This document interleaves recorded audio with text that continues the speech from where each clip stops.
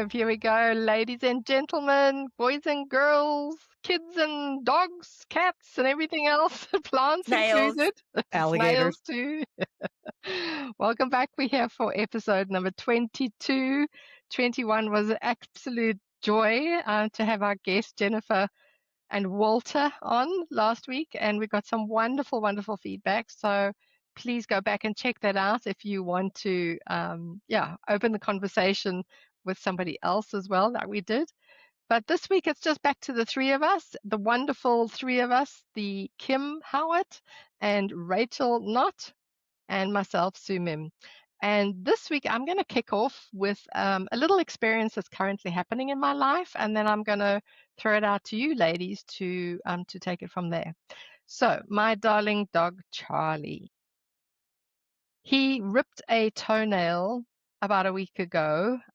It's the dew claw, so it's right on the side there, and I didn't see it happen, but it would probably happen when we were down at the river, and he loves to play, and there's lots of rocks and stones and things, and he was probably a bit, rushed in whatever he was doing and ripped the claw. So when I noticed he was licking and gnawing at it, and I realized I'm going to have to take him to the vet to get it removed because it was hanging on there and it looked really sore and it was bleeding. So I thought, okay, I'm going to have to take him to the vet. But this is not the first time our dear Charlie has done this. In fact, it's the third time that he has done this. And the last time, which was about 18 months ago, it was in winter, we had a real run with it because it became infected not once, but twice. We had 2 rounds of antibiotics. We had to be at the vet. We had just about surgery to have the foot removed. No, it was really bad. It got really bad. And Charlie and I got into a real head on head because he did not want this bandage on. He insisted on licking it until it was bleeding again. And I had to keep this wound clean. And I had to keep him away from licking it. And it was tough for both of us. It was like a head on head fight, which is seems to be the story of Charlie and I. I want it like that, right? Two control freaks trying to fight it out. Like, who's going to win this? Like wrestling with your mirror. Exactly.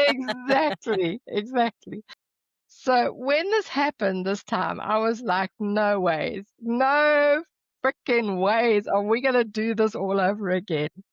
So I just literally sat down with him and I said, this was before I went to the vet, and I said, here we go. I said, let me just tell you, it's not going to unfold the way it did before.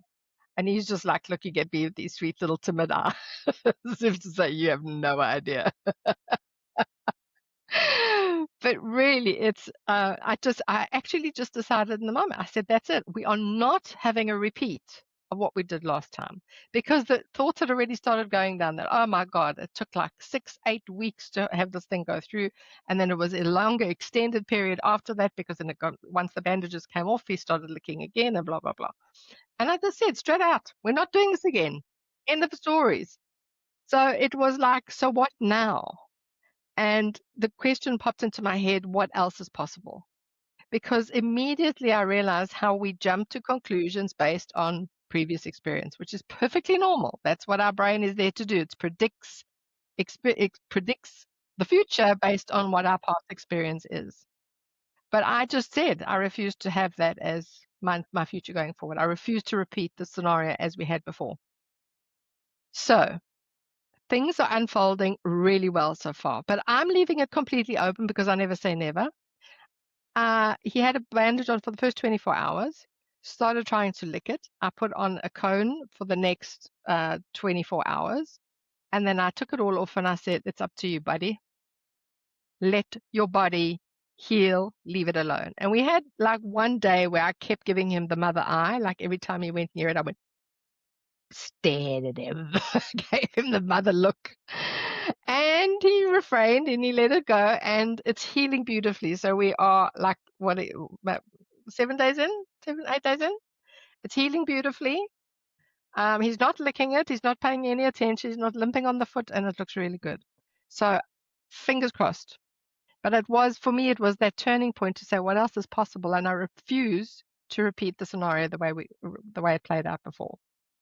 So that was really interesting. A, because I set a clear boundary as I'm not going to have to do this again. And secondly, how strong our what is it, prediction machine is. Our mind, the prediction machine is like, this is how it went before, so therefore it has to be like this again.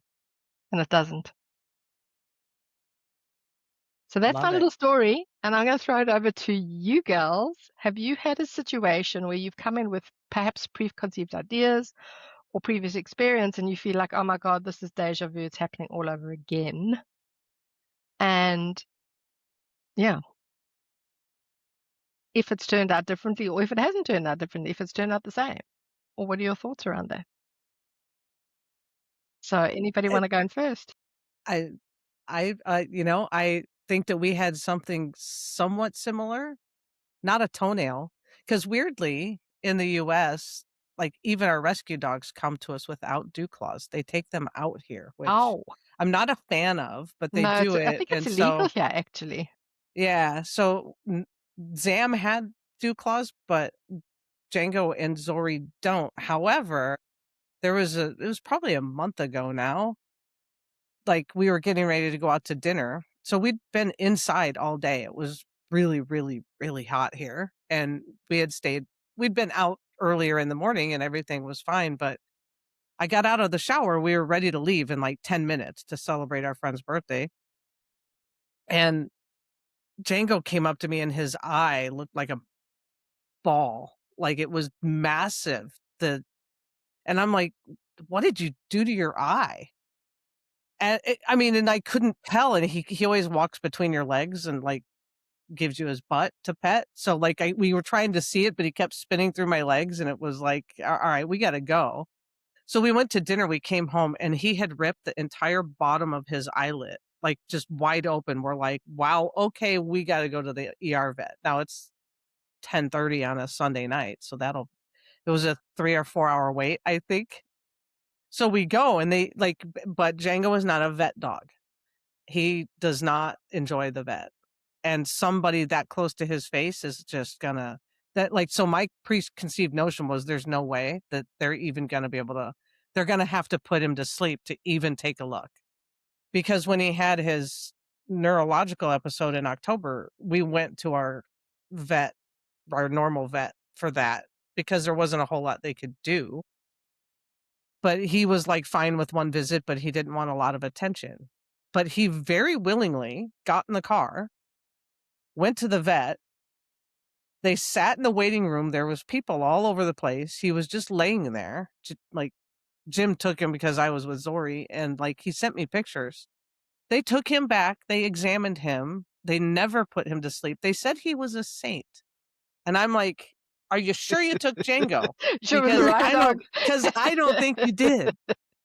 And, like, so he came home obviously in a cone because he wouldn't quit rubbing it. He was rubbing it on furniture, and when like, they couldn't find anything. There was no tumor, none of the things that they did some heavy tests too.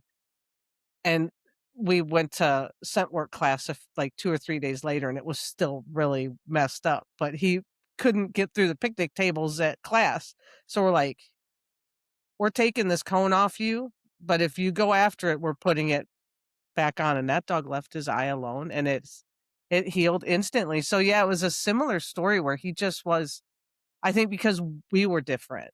Mm, But I will tell you that I was worried about him going to the vet, and that's mm, probably why I didn't end up going, why Jim took that role because he was calm, and I was calm about it, but I think, like, I had the more notion, so he was a better choice to, like, mm. go, and it just went so well. He just showed us so much about what's possible, I think, in that moment. So, yeah, I absolutely agree with you 100%.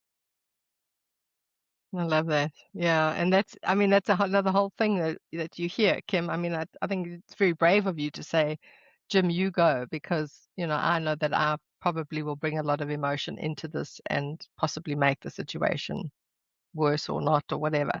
It's something that we don't like to admit out loud sometimes. I think when we take it, when we take our dogs to the vet and it's under circumstances that are very challenging, we can easily project our own worries and fears onto the situation, which obviously the dog feels in that situation. Not every dog. I mean, some dogs are fine, but some dogs certainly take on that extra projection that we are doing. Again, so it's, us projecting onto them how that outcome can be very different. Yeah. Yeah. I'm just processing what you're both saying and thinking about my own, reflecting back on my own experiences. But the bit I think when you said, Sue, that you were clear with him and said, we're not doing this again. And maybe he's the type of dog that needs that like strictness at times, or Mm. maybe likes that guidance. And so he needed to hear that, because as much as they have their own intelligence, they're still learning like Mm, we are. mm, And maybe you had a foresight that he didn't necessarily have in that moment. So he obviously needed mum to be, and sometimes like some people like direction, don't they? mm, They mm, like guidance and someone coming in and saying, no, that's not going to happen. So mm. then they feel like they can relax a bit. So maybe there was a bit of that in there, maybe. I don't Yeah. know. But I think I'm thinking of a situation with Darcy where she smashed her leg. It was a really interesting situation. And this comes to the bit of, are we was it a co-creation, or did I predict it? So Bex has gone out, my partner had gone out, and we, in our last property, we had these concrete steps that went up to the garden, and the whole time we'd had Darcy as a pup, she'd run up these steps, and every time she would run up these steps, I would wince, because they're really sheer concrete steps, and she never injured herself. But there was this one day, one evening, she went out, and for whatever reason, I said to her, mind the steps, Darcy. And then she smashed her leg on the step. So I know I'm going off piste a bit, but did I No, it's predict that? Did I right on create track. it? Yeah. I think it's the same thing. So anyway, she like, and she really felt that. So it was, the wound was maybe about 1.5 centimeters open, with deep. And I felt I didn't want to take her to the vet. I didn't feel like it was a vet visit. Many people maybe would have done, but because I've got my toolkit of clay and yarrow and all of those things, I just did that. And I actually let her lick her wound, and I felt quite relaxed about it with her. But if it had been another dog, I'm thinking if it was Cosmo, I probably would have interjected. But the reason I felt I let her lick it is because of who she is. And I sort of felt like she needed to, but she Mm, wouldn't obsess over it, because mm, that's kind of not really her character. Um, so actually, I actually felt relaxed about her cleaning it and whatever, and it healed beautifully, and it healed up. And then I think a week later, then started to open up again, and then a piece of bone came out. So she actually chipped. I know she actually chipped the bone, but I don't. I think it's the collective energy, isn't it? So I don't think we make our dogs anxious. I think we're just picking up on each other, and we're giving. Mm. So I feel like that with Darcy, I have confidence in her, because I feel that she just is naturally quite good at mm, self-regulating, and there's something about her. I'd feel not to get too involved with her. Whereas with another dog, I would have probably got more involved, because maybe they needed that, and maybe they liked that guidance. So I feel like we always do exactly what that relationship needs. And I just feel from Charlie that he needed you to be mm, firm, mm, and he needed that, like, right. I'm just thinking as a kid when I ended up in hospital, and my mum would have been like, you can't, and I quite liked it because it would have meant I could relax and just enjoy, being the patient, or, it's maybe that there's that as well a little bit. I don't know. Well, Be- I actually think that's like, it's so brilliant, Rachel, how you pulled that in, the clarity piece, because just really quickly, it is that piece of us that's self-honest. And I think you weren't stressed out about Darcy cleaning her wound because she gave you a clear message intuitively. And that's just it. When Django had his neurological event in October, I had a very clear message. He needed no help. So we let him walk around and stumble and fall down in the yard for a couple of days, and then he's acting like a freaking puppy now. But this time when we came home, he wanted help, so he accepted it, Mm, right? And and it almost did what you said. I was anxious about it, but I know how I get when I have to go to the doctor, like for me, right? But it's like when you allow that space, I think, for these clear, I don't wanna call them instructions, but messages to mm, come through both ways. mm. 'Cause it's just, I think she gave you complete, like, sense of calm. She helped you, right? It is the mirror, Yeah. always. And I do, we attract anxious dogs because they're helping us with our anxiety, but we are also helping them. Yes. It's not a one-way street. No, it's definitely, yeah, two-way for sure. Which reminds me, Kim, and this is another part of the same story, and I'd forgotten about that, but you just reminded me. When we got to the vet, and it happened to be the same vet that we saw 18 months ago. The same clinician was there, and she said, "Well, I think I treated Charlie." I said, "Yes, you did," for the same thing. And she said to me, she looked at it this time, and the last time Charlie had actually chewed his nail off first before we got there.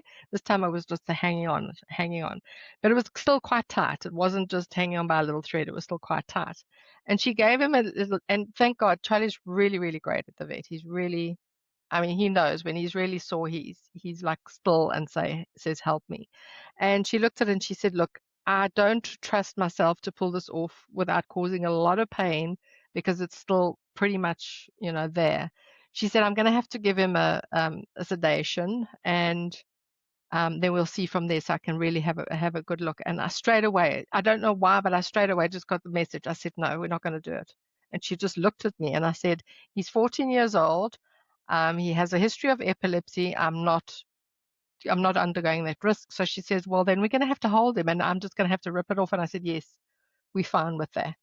And as I was saying it, I thought, like, God, I'm making a decision on his behalf. It's his body and it's his pain. But it was so clear. It was just, for me, there was no, that was the clarity. And she said, "Okay, we're going to put him on the side." It took three of us. I said, "One, two, three, put him on the side." And she said, "Here goes, one, two, three." And he went, "Ah," and it came off, and that was that.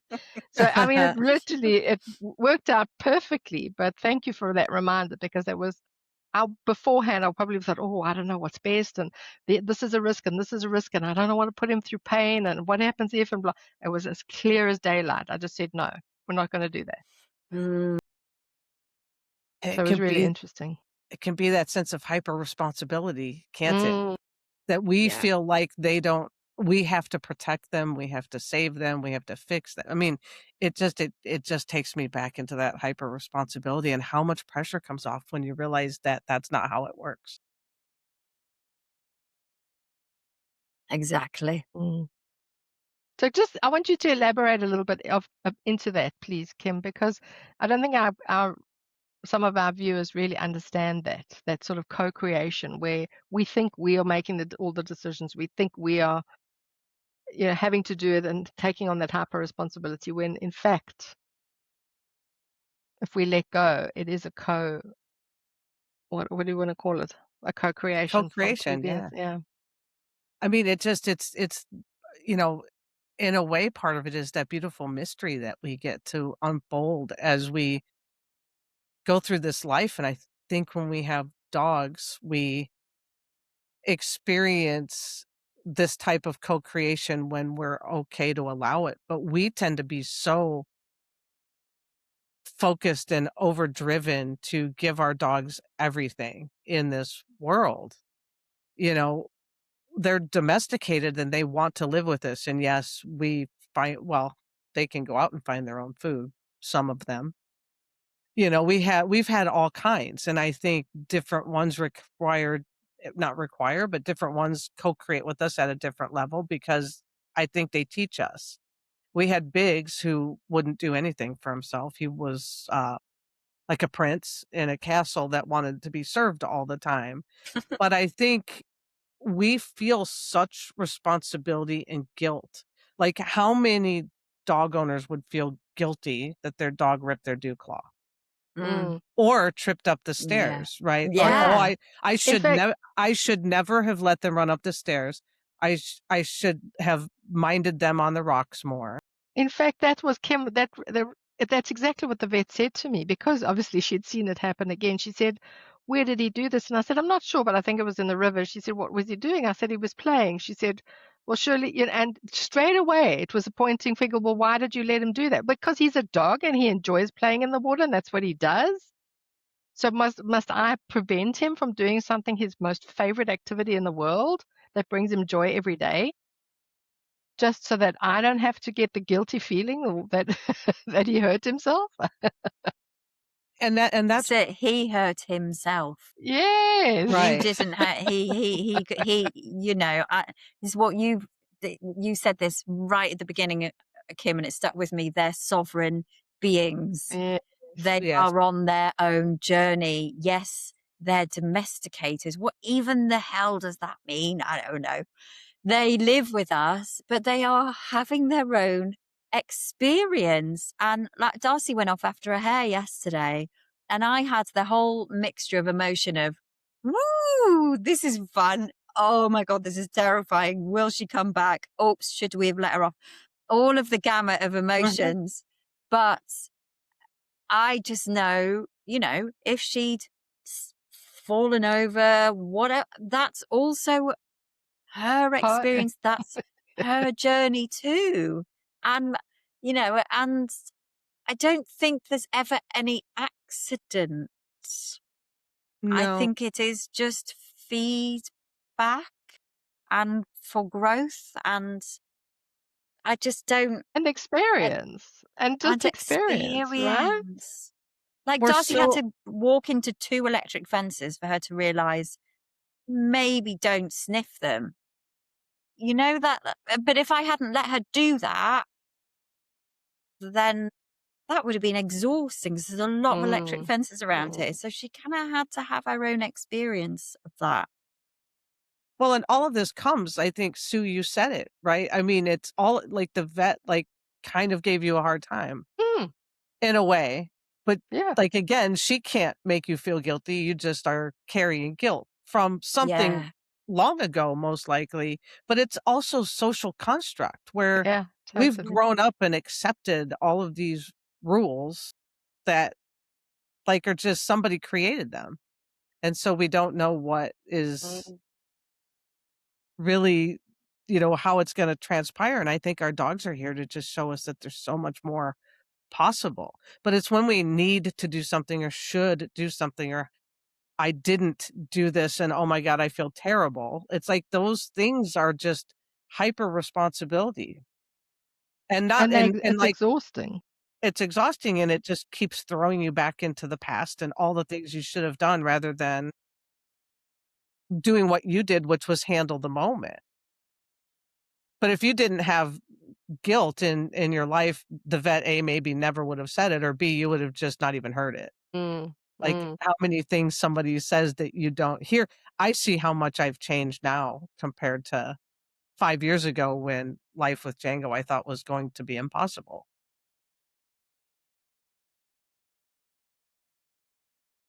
Yeah. Yeah, it's pretty amazing when you think about it. It's like you say, what Rachel was saying, it's very hard for us to actually go there to say, well, it's kind of their experience and they're having it because we feel that responsibility that we should be preventing these things from happening. That's what a good parent does. That's what a good dog guardian does, is they take care so that they don't get hurt and injured, etc. But if we don't have experiences in life, it's the same as people who wrap their kids up in cotton wool and, never have, and then they go out into life, and life is just far too overwhelming for them because they've never had the experience themselves of falling down or breaking a leg or not having mum there to, do whatever, or have a hard, tough conversation with somebody, or even a relationship. It's not comfortable because they haven't had the personal experience of that. And if we can accept that having animals in our lives is going to mean we're going to have ER visits, and we're going to have illness and sickness and hurts and bangs, and sometimes serious ones and sometimes not so serious, but it's part of the game. It's part of the contract we signed up for, Yeah. right? And so letting them have their experience and being able to, I think it gives, like you said, Kim, a great amount of freedom when we can step back from that hyper responsibility and just give them the freedom to have their experience and not feel, the guilt and the shame and all the things that we want to put on ourselves. Yeah. There's no rule book. There's just a guidebook. Mm. And we can I like that. venture away from that if it feels right for us. So Yeah. We were talking about plants before we got in here because it's warm at the minute. We're in summertime, and I'm relatively new to gardening, and I have quite a few plants in pots just because of parts of our garden. And I, I I was looking at mine the other day thinking, oh no, you're so dead. Like, you look so dead. And I think, you know, not there wasn't any self-blame in that, but I was just like, oh no, they look completely dead. And then just give them a little bit of water, and they've just revived. And I think so that's also the piece is we're in these limitations of what we think is possible. And and I we've talked about this in a podcast episode before where you come into the day saying, I wonder what I'm going to create today to learn What about else is, myself. yeah, what else could What am happen? I What going else is to, possible? yeah, learn about the Mm. plants, learn about nature, learn about my family, learn about myself. It's coming from that self-learning, honest place of, I'm here, I landed here on earth.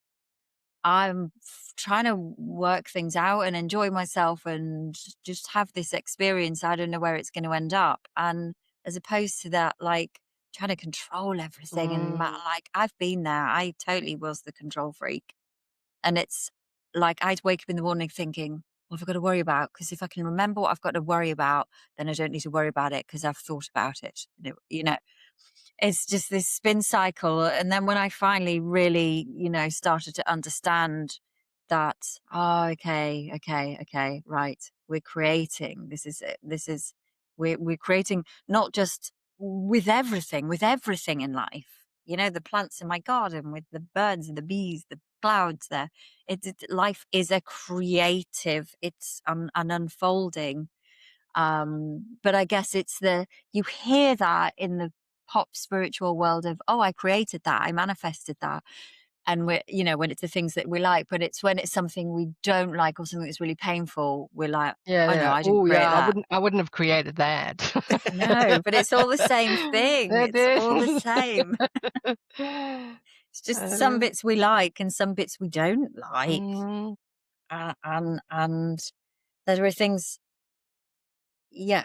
And I feel, whereas our animals and nature they're not in that paradigm of thinking things are an accident or beating themselves up for mm, licking a wound or, mm. you know, yeah. Yeah, and it's interesting that because again, coming back to the experience with Charlie, like you said, control has been our biggest teacher between the two of us, because right from the beginning I recognized that we're both control freaks. And so it was head against head, it was resistance against resistance. And when I made it very clear that this wasn't going to happen again, and I was not going to take control of the situation like I wanted to before, his control also didn't, the control that he needed to get that wound under control himself, etc., or go against what I was doing. It's just that resistance fell away. Yeah. Yeah. So it's, again, for me, it was such a obvious control mirror. Are we going to go in this head and head again? Or Yes. do I just release control and say, whatever happens will happen, and I'll deal with it on a day-to-day basis as we go through this together? And it's not Yeah. going to look like it did before. It's going to look different. Yeah. Yeah. And then And he it will didn't, be different. yeah, and then he didn't have the urge, perhaps, because he does. He gets very obsessive. Like you said, he's got that obsessive compulsive. He can't stop when he starts. And I literally remember the last time, I mean, Hubert didn't believe me, my husband, because as he came home one day and I said, Hubert, he's been licking his foot like incessantly again. And he said, well, just move his head and tell him he can't do it. I said, you try. He literally picked this dog up off the floor, and he's not light. I mean, he's 25 Ks. Picked him off the floor, and he was still licking his wound. Off 4 legs off the floor, and he was still at the bloody wound, Yeah. I mean, it was that kind of obsessive compulsive that he has. So Yeah. just interesting that once I released the pressure, the resistance on his side also. And That's some just people it. go on, Kim. No, I was gonna say that's just it, isn't it? Like, what happens when you pull on a rubber band just a little bit? Yeah. There's a little bit of tension. And then what happens if somebody else grabs onto it and pulls the other side? There's a little more tension. And then tension becomes resistance, and then resistance becomes like almost the battle. And Mm. so it's like we do that within ourselves too. And Rachel, your story about the plants that died, I mean, they had another purpose to serve. And if you look at it from the plant's perspective, they needed to go feed some other plants. Yeah.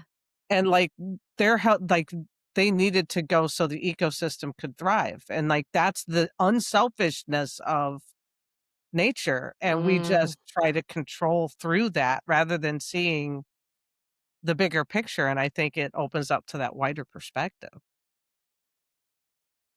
I was on a call with one of my Zoo Farmer mentees before our podcast. And she was telling me, oh, hang on, I'm going to switch. You take over. I've got a cough, particularly cough. How interesting. Hang on. Rachel was on a call with one of her Zoo Pharma mentees. And she started coughing I think I'm going to uncontrollably. move my phone uncontrollably. We're talking about she bought these caterpillars. So it's like a school project. And you bought these caterpillars and you watch them over weeks then go into their chrysalis stage. And I've never done that. I've never witnessed that whole process. You didn't have And silkworms when you were a kid? no. Wow, I we don't had them by remember the that. box load. Did you? Yes. Oh, I was fascinated. So she was saying then they go into this mushy mush, like in the chrysalis stage.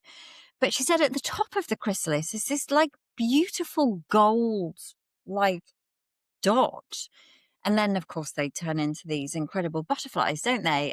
But it's that, like, we know that they turn into the butterfly, but we don't, a bit like the plants, because it's, you're looking at the mush. I'm looking at my plants going, oh, no, you've died, as in that's the end.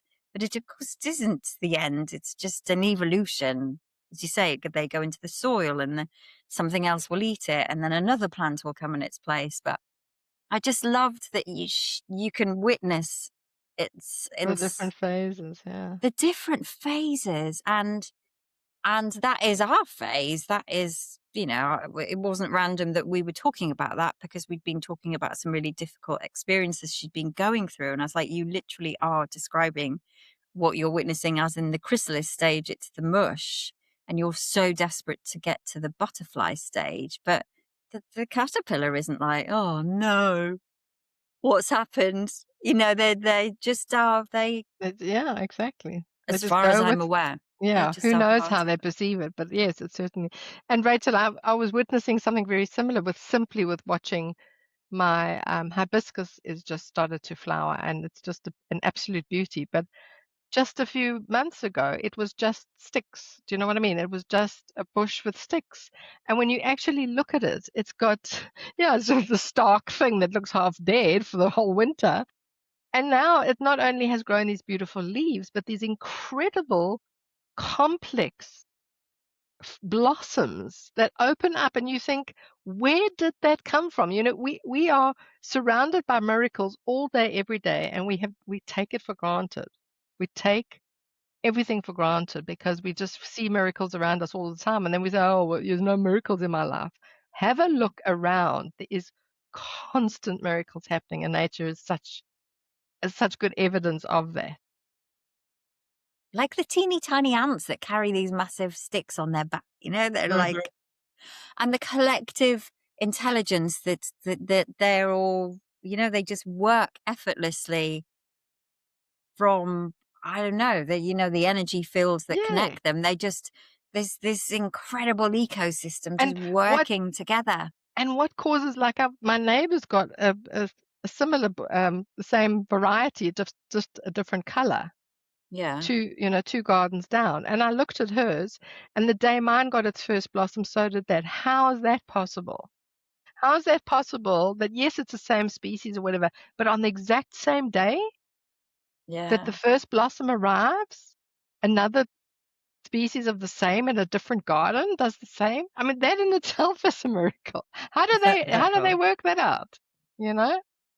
The That's intelligence right. is just so far, it's so way out there, and we just forget how brilliant it is. Yeah. Why we're not the smart ones, are we? I am drinking hibiscus tea though this morning. Oh, nice. Yeah. It is delicious. That's really cool. What, I don't even know what a hibiscus is. Like, what does it look like? Oh, Is it's it gorgeous. purple? Is it like a grape Mine is purple, but they come in all pinks and even white or whatever. And it's just, it's a hibiscus is that flower that's very often synonymous on beach prints. Anything to do with beachy prints or whatever, you often see the Okay. hibiscus flower. It's one of those, it's just an extraordinary beauty to look at. Is it called the butterfly plant? It's not that. Mm. No. No. Okay. I'll have to go and look that up now.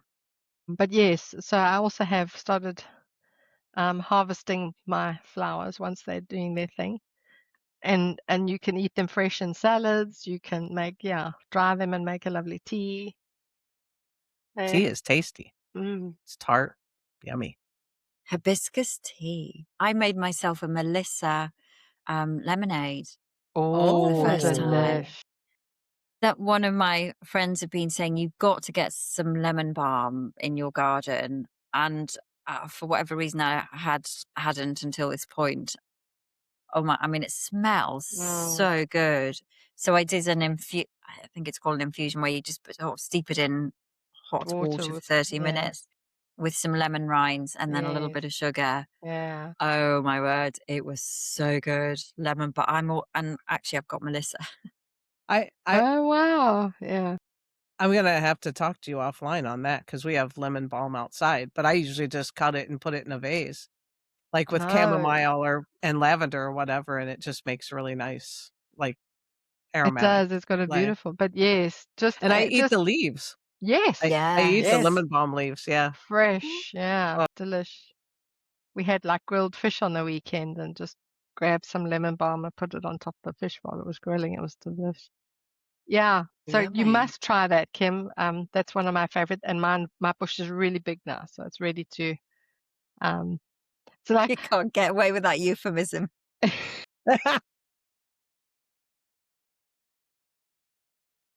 I can't not.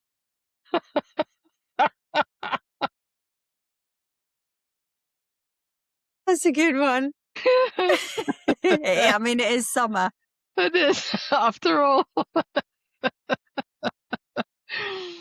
Yeah, The wildness of nature. yes, exactly. And I I but was I thinking, sorry, go on. No, I was just thinking the other day when you were talking about, oh, was it you who mentioned it, right? Or something about before we pick a plant, ask it, if it, well, I know I had mentioned it, but I don't know if it was you who had first mentioned it to me. When you pick a plant, you ask it to withdraw its energy first before you cut it, so that you're just giving it time to withdraw its energy from that specific branch or whatever. So I was doing that the other day with with my herbs, my rosemary and whatever, my I was standing back and talking to it and saying, "I'm giving you a few moments to pull back your energy," and, my neighbor's, like, looking at me as if I need to walk her around. Oh, Fantastic. dear. Talking to my Well, plants. maybe she'll do that now. I think Yeah, it's so normal. My mum talks to her. I mean, I've never heard her talking to her plants, but she says she talks to all of her plants. It's the first thing she does in the morning is goes outside into her garden and tends, like mm, nurtures and tends to everything in the garden. It's such a feminine mm, quality, isn't it? It's so, and I'm 51 now, and I feel like really my 50s is my plant era.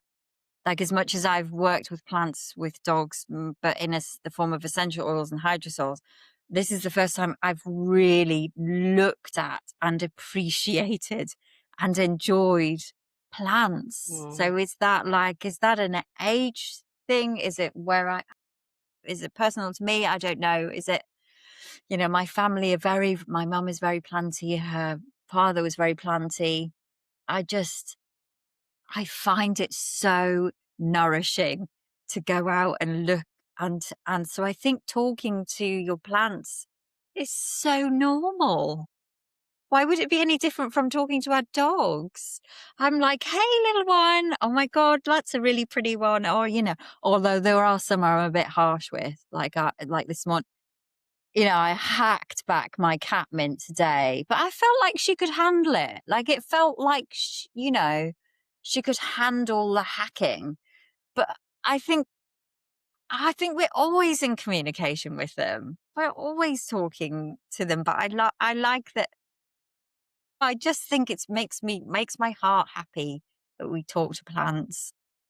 Well, I think that, like, that's just so beautiful because we have a massive garden with tons of herbs, and the last 2 seasons, we've just let them I was trying to I was trying to control where things grew. I will admit it, I'm recovering. I'm gonna be recovering. But Same. the last 2 seasons, we've just let things go, and the funny part is, as I walk through the garden and it's to what you were saying, Sue, where you just, like, listen and you allow the plants to pull back their energy.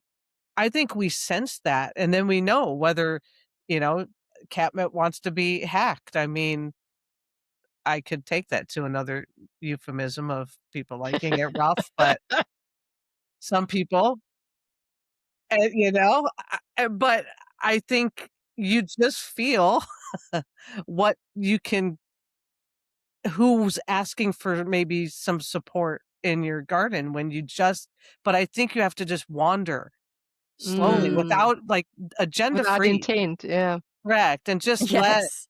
and that because that's how the communication and I Mhm. think you can take that to our dogs and cats and animals too. You just wander through life with them, and then you feel when they are asking for support, just like sometimes we ask for help. And that's it's all legitimate, but plants and animals do the same, and I think it's a matter of just wandering and listening with intention. So beautiful, Love wondering and that. listening, yeah, that's it. Maybe that's why I have some in pots, because every so often I'll just, because the plants are learning about the environment that I've planted them in.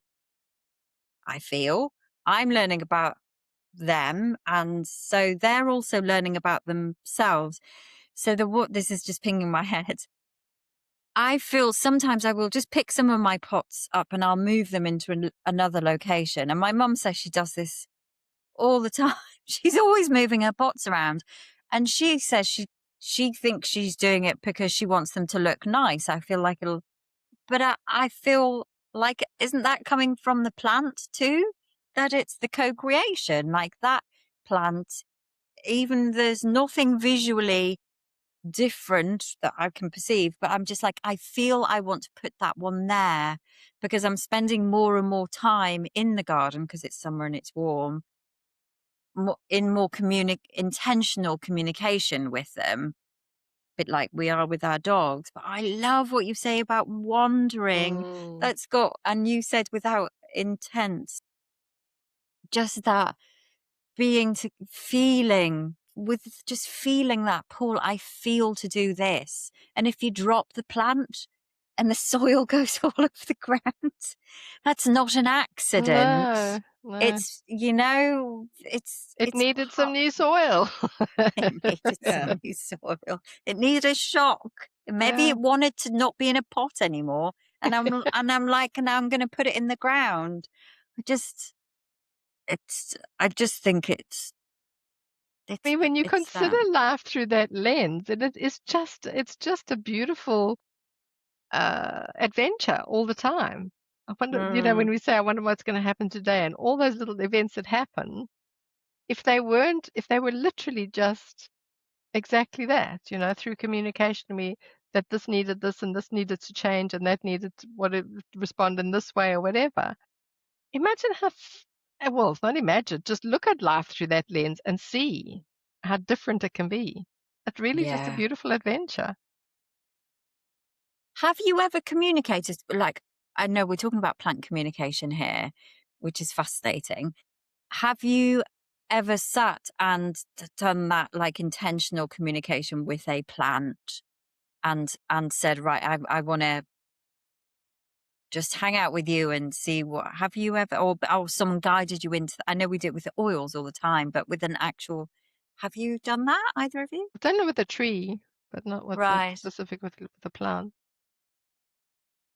I'd say I definitely did it with pink lotus, and it wasn't Right. in real life, but it was with the plant when I wrote my presentation for your course. Yes. And it was like something happened in that moment, and I think it was almost the moment that I learned about intuitive connection, because what came through was so, like, radical for me at the time, you know? And I love to sit, like, we have, our patio is surrounded by so many plants. I mean, in one tiny little area, we've got lemon balm and lavender and blackberries and strawberries and Aesop and honeyberries and St. John's wort. And like, I mean, the list just goes on and on and on. And watching them all grow together, it's like I sit out there, I talk to them all the time, They're like, here you she know? comes. Yeah, and again, always asking permission if I can, take a few chamomile flowers and fill a vase, and can I cut Yeah. off some stalks of lemon balm? So cool. It excites my heart. I'm now looking at the Melissa with, I don't know. I feel like our conversations are always evolving, aren't they? And we're always, it's fascinating how we're bringing the plants in more today. And I just think, oh, I don't know. I just feel really invigorated and excited by it, because I think plants have been on this earth for what? How Millions of millions, years. Millions, billions millions. of years. So their intelligence is way beyond Mhm. ours. Are they sensing? I remember someone, she's an aromatherapist, saying she, she was talking about s- essential oils, but she was talking about how the plants, they know what is coming on a planetary level, or they know, like, things are coming before we know it's coming, because they're adapting their chemistry. They're adapting. They're way advanced. They're way more advanced than we give them credit for, on what they're tuned into. And uh, I just feel this, some more fun conversations we could have, perhaps with some guests That would that be Mm. talk about great. plant communication. I think that might be fun. They're not just a pretty face. They're No. actually intelligent.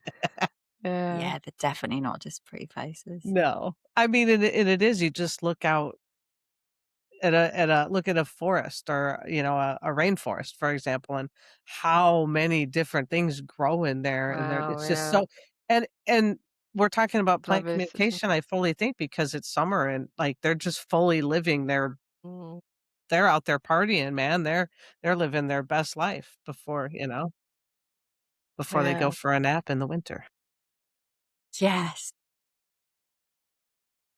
Yeah, no, it's fascinating. And I was having this thought the other day because I'm sure you all also experiencing in this with the incredible heat that we're having. It's so, so dry here. The rivers are really low.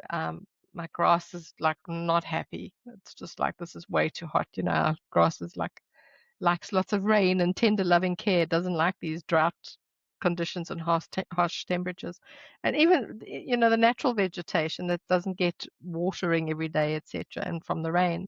It's some of it's looking really, really sad. And again, you could go down, oh, the poor plants and they're dying and again, when you were saying, Rachel, about how they're adapting, they probably have an intelligent way, knowing that this is the next cycle, knowing that this is, the future, where perhaps different species will start evolving or coming to the fore, where other species that weren't that drought resistant, for instance, will start dying out. And it's just a natural process. It's a natural evolution of nature, and we see it as devastation. We see it as what you know it's going to Yeah. destroy vegetation, it's going to destroy the ecosystem. Well, maybe that's what's needed. Maybe a whole rebirth of the ecosystem is needed. We being part of that ecosystem, by the way. Mm. Yes. Yeah, yeah, yeah. We certainly are.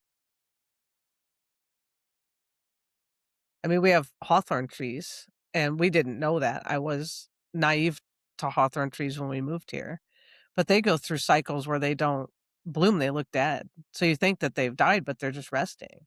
So they'll go Mhm. through fall, summer seasons where they don't produce the flowers. They're gorgeous when Mm. gotta wash the thorns, but they're gorgeous when they're flowering and, you know, they're kind of majestic looking, but then they'll go through a couple years. So like our little foresty areas will have like all these like dead, not dead trees that, and it's like, "Oh, should we take those?" No, they're just doing their thing. Yeah. Gorgeous.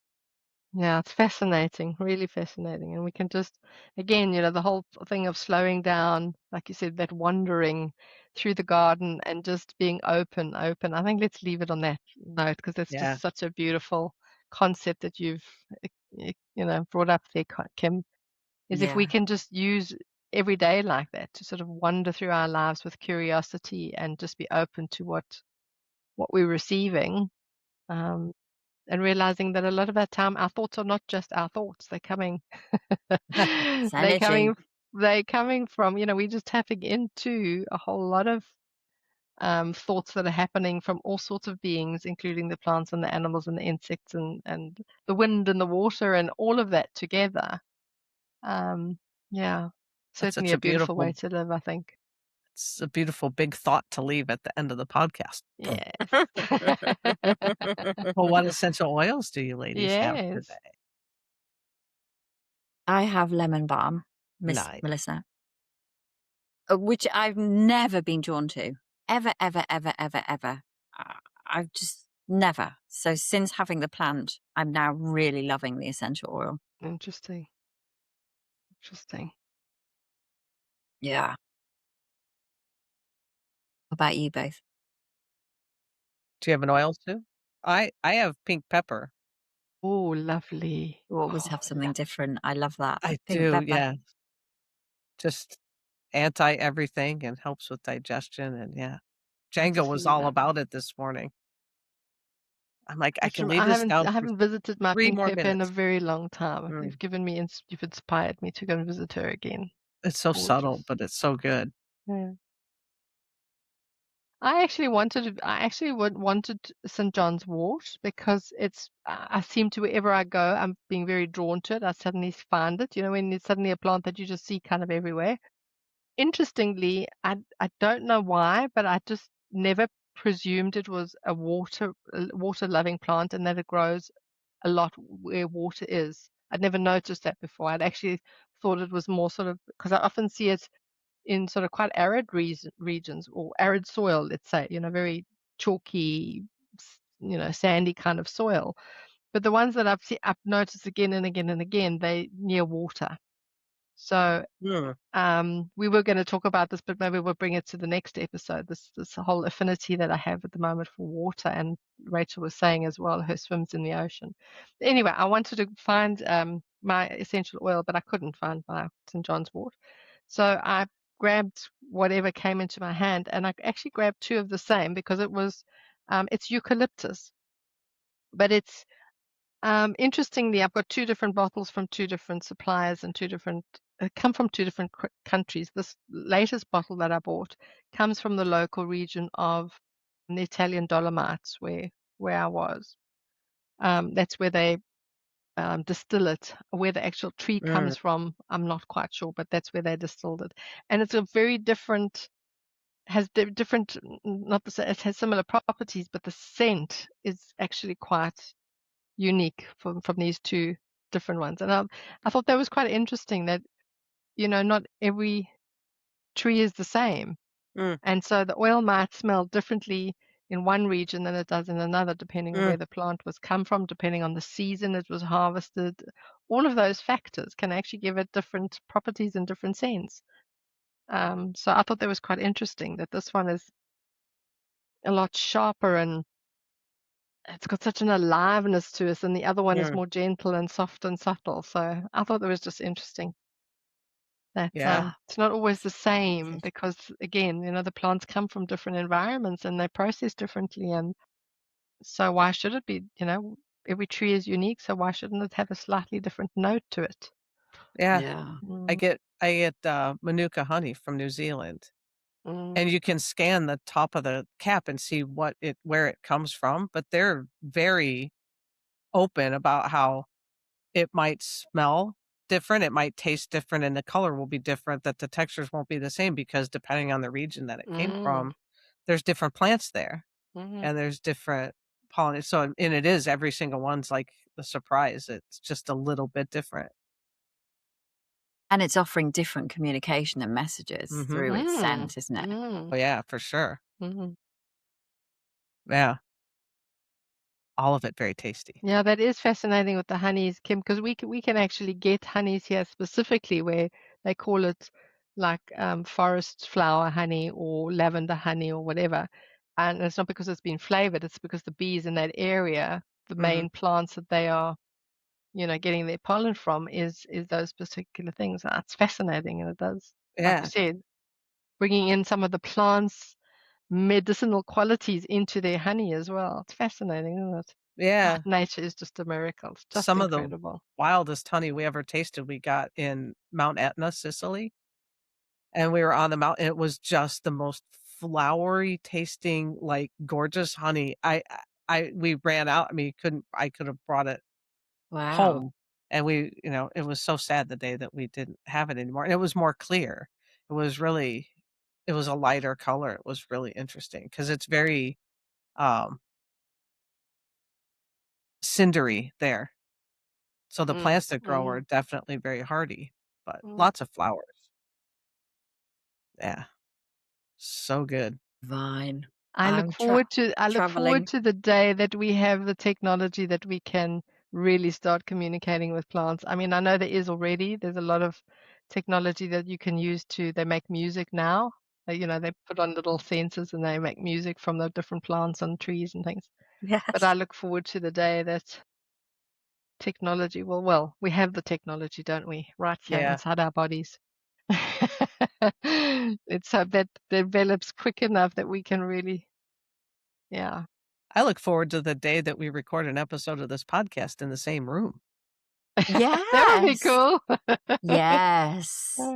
How exciting. It would have to be somewhere beautiful in nature with Yes. lots of plants and maybe a collective of other people, and we can all Yeah, play. That would be amazing, wouldn't it? yeah, That would be fun. That's what we're attracting in. yeah, for sure. Just like the flowers attracting in the bees. Awesome. Brilliant. All right, ladies, thank you so Thank much. you. for Thank another wonderful, wonderful gathering. Even though we are in 3 different countries, it does feel like we're sitting in the same room to me. I know. And look how colour coordinated we all are. We're all wearing Turquoise. turquoise. It's wild, isn't it? Yeah, I Brilliant. love it. Uh-huh. And if you like what we do, like and subscribe. Yeah, please do like, subscribe, and share this episode. Share our podcast with anybody who you think might Ask us questions enjoy it. and, if you'd Yeah. like to be a guest, reach out. Yes, that too. That too. Brilliant. Yeah. Thank you, Thanks, Thank you, ladies. ladies. ladies. We'll see you in 2 weeks again. Bye. Bye. Bye-bye.